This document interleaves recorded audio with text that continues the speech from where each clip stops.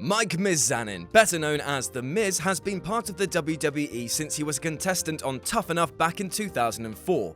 Even though Daniel Bryan would win the series, The Miz had enough of a presence to be snorted up by Big Vinny's nose for talent. Moving from the host of SmackDown and the Divas Search, he was eventually given a chance to show just how awesome he was in the ring, and while he might be so on top of his game right now that it looks like he's sitting on a pet Triple H, Miz TV has definitely seen a fair few dud episodes in its time. So let's take a look at some of the terrible moments, laugh loudly, and hope his lawyers don't sue us. With this in mind, I'm Jules from WhatCulture.com, and these are 10 things that WWE wants you to forget about The Miz. Number 10. Thinking hoorah was a good catchphrase. Catchphrases are a big thing here over at What Culture Towers. For example, I've got a few, and Ben is desperately trying to kill off that hashtag joke with all the success of a man firing bullets at a hurricane. Catchphrases can mean big bucks and big fan response, so of course The Miz tested out more than a handful in an effort to resonate with the crowd. One of his more awkward, though, was the use of hoorah, as in how the US military say to one another,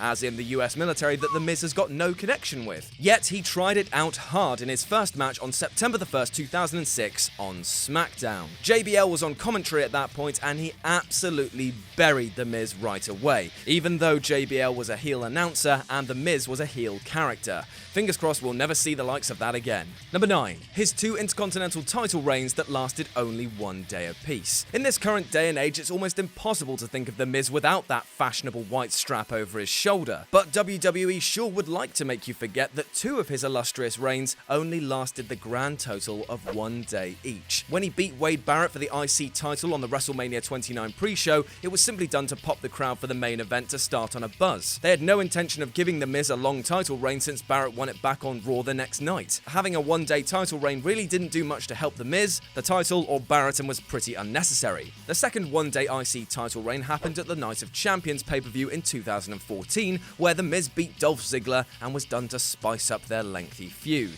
It's interesting how much they hype up his 7-strong Intercontinental reign, but WWE definitely don't want you reminding them that 2 of his runs were shorter than my longest period being sober. Number 8. He was banned from Raw, the Summerfest, and then fired. The summer of 2009 featured a lot of awful storylines, especially on the Raw brand. It also didn't help that they seemed to care more about the guest hosts than the actual wrestlers, because I mean, these guys that are working their asses off every night, am I right? So basically at this time, The Miz had split up from Ab Factory John Morrison and was going on a heel run. In his way was John Cena, because of course it bloody was. This feud was meant to elevate The Miz's standing on the roster, to make him into a primo heel for the ages, to make him... He was squashed like a bug and all momentum was lost. What made it worse was that one of the guest hosts, Jeremy Piven, informed the audiences that his loss in the feud would see him fired and gave off the impression that The Miz had been buried in a monumental fashion. And let's just say that Piven was not a good host, calling SummerSlam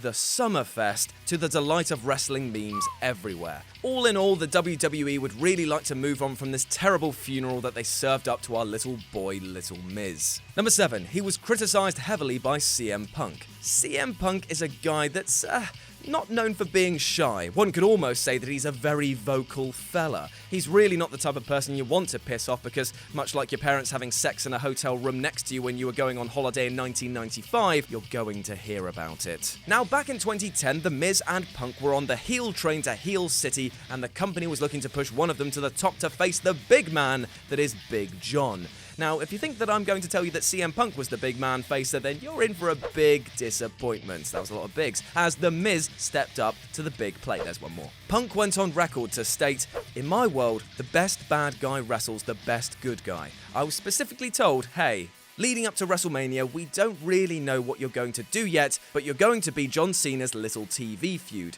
I was like, I'm nobody's TV feud. That's bull.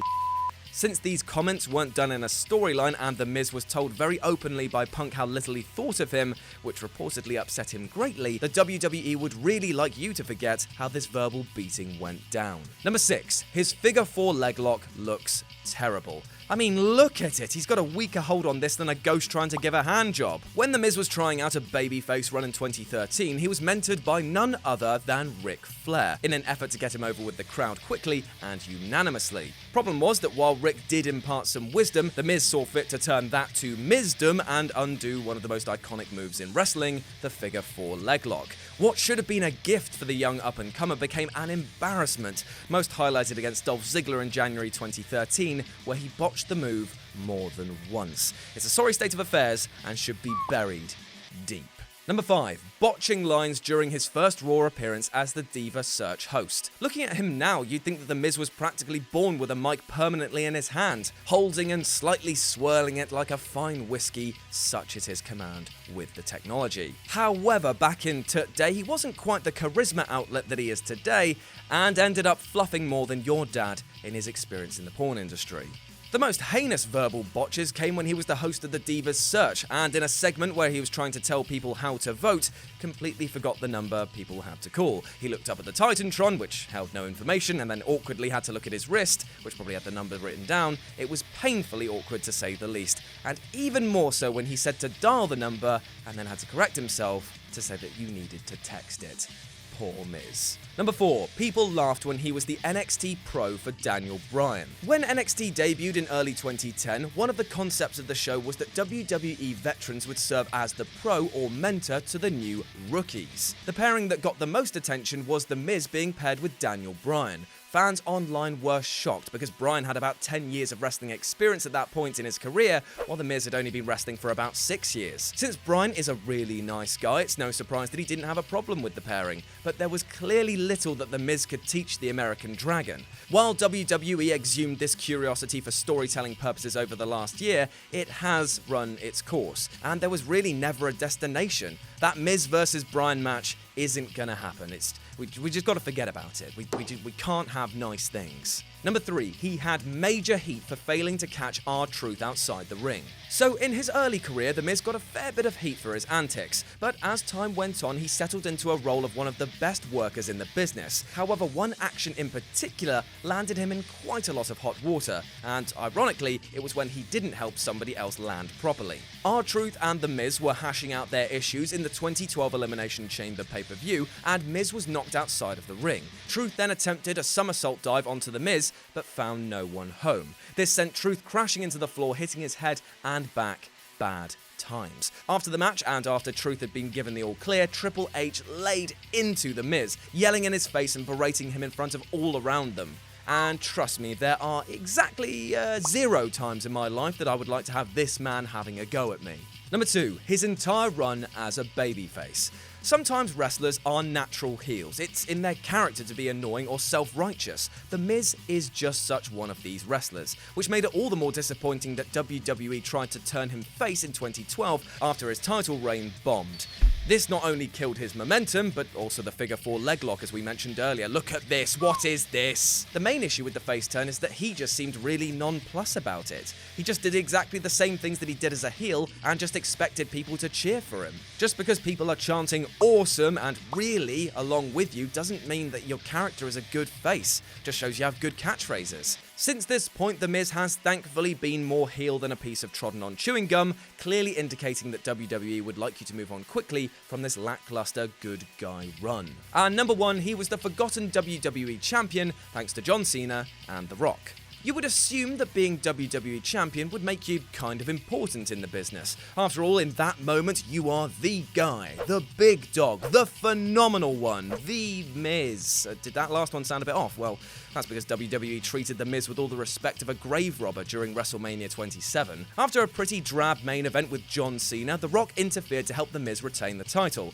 This was done to set up Rock vs. Cena for the next 2 years, but came at the expense of making The Miz feel like an afterthought. Not only did it make him look weak and unworthy of carrying the title, but also it completely overshadowed his win because, I mean, come on, it's The Rock. That man could sell you terminal illness and you'd still probably buy it. Anyway, Cena went on to pinch the title from The Miz at Extreme Rules and then went on to face The Rock, leaving Mr. Magic Mikey Miz to fall into the background once more. Luckily, though, not for very long. It's time to ignite. I refuse to